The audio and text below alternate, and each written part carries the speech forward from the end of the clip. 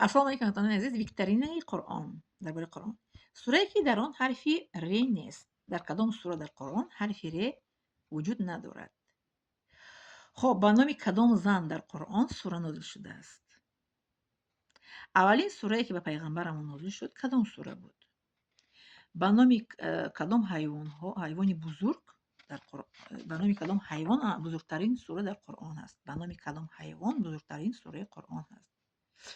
چند مرتبه در قرآن برای منع شراب، نوشاکی اسپرتی آیت آمده است؟ چند مرتبه در قرآن، یعنی که خبر داده است، آگاهی داده است؟ چند مرتبه؟ خب قرآن چند تا نام دارد؟ بغیر از قرآن به قرآن نام‌های دیگر هم دارد. در کدام سوره قرآن آیت الکرسی جایگیر است؟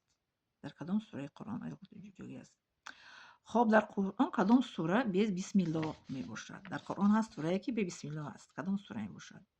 در قرآن چند تا سجده تلاوت است؟ سجده تلاوت شما گویید که چند تا سجده تلاوت است؟ خب سجده تلاوت چیست؟ اینم جوابش دید در کامنتری. به نام کدام حشرات در قرآن سوره هست؟ به نام کدام حشرات؟ خب به نام کدام حیوان سوره هست در قرآن؟ خب چند تا پیغمبر در قرآن نامش ذکر شده است، آمده است در قرآن؟ آیا قرآن را بار یگان آیاتش را عوض کرده‌اند؟ آیا قرآن یگان بار عوض شده است دیگر کرده‌اند یا اینکه نه؟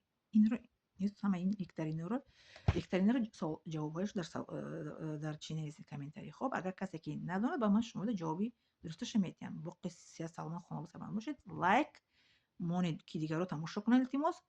подписаться کنید که بو در آینده ویدیوهای نو تماشا کنید. کسی подписаться شدنی نباشه і поділіться книги دیگران تماشا کنن، ثواب به شما بیاد. من گفتم ثواب میگیرم، شما تماشا میکنید ثواب خودتون میگیرید، با دیگران که فرسته اونم ثواب اون به شما میبیه، با اون آدمو به دیگران یک با ثواب باقی میبینید شما. خب